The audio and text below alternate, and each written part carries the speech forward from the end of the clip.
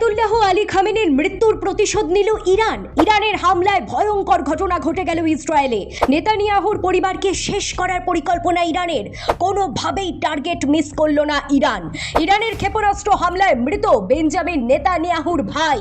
Next target ইসরায়েলের প্রধানমন্ত্রী Benjamin Netanyahu. লেজে গোবরে পরিস্থিতি ইসরায়েলের। ভয়ঙ্কর আগ্রাসী হয়ে উঠেছে ইরান। ইরানের ব্যালিস্টিক ক্ষেপণাস্ত্র হামলায় ইসরায়েলের প্রধানমন্ত্রী বেঞ্জামিন নেতানিয়াহুর ভাই ইদ্দো নেতানিয়াহু নিহত হয়েছে।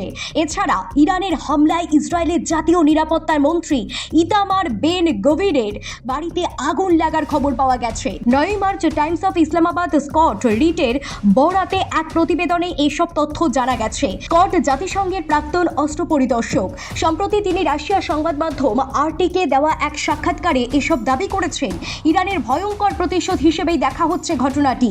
এরপর হামলা আছড়ে পড়তে পারে ইসরায়েলের প্রধানমন্ত্রীর ওপর সরাসরি। নেক্সট টার্গেট কি তাহলে ইসরায়েলের প্রধানমন্ত্রী বেঞ্জামিন নেতানিয়াহু?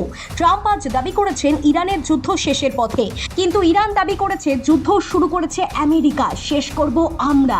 যুদ্ধ এখনো শেষ হয়নি। ইরানের দাবি আসল খেলা তারা সবে শুরু করেছে, এখনো অনেক কিছু দেখানো বাকি। যেভাবে ইরান যুক্তরাষ্ট্র এবং ইসরায়েলি শক্তির সামনে বুক চিতিয়ে লড়াই করেছে, তাতে মনে করা হচ্ছে ইরান আরো ভয়ঙ্কর কোনো পদক্ষেপ নিতে পারে। পরবর্তীতে ঠিক কি ঘটনা ঘটে, বিশ্ব রাজনীতিতে এর ঠিক কতটা প্রভাব পড়ে, সেদিকেই নজর থাকবে আমাদের। ইতিমধ্যেই মধ্যপ্রাচ্যের যুদ্ধের জেরে গোটা বিশ্বে অর্থনৈতিক কাঠামো ধাক্কা খেয়েছে। এরপর কি আরো বড় কিছু অপেক্ষা করছে, সেই উত্তর দেবে সময়। Bureau report, talk to time.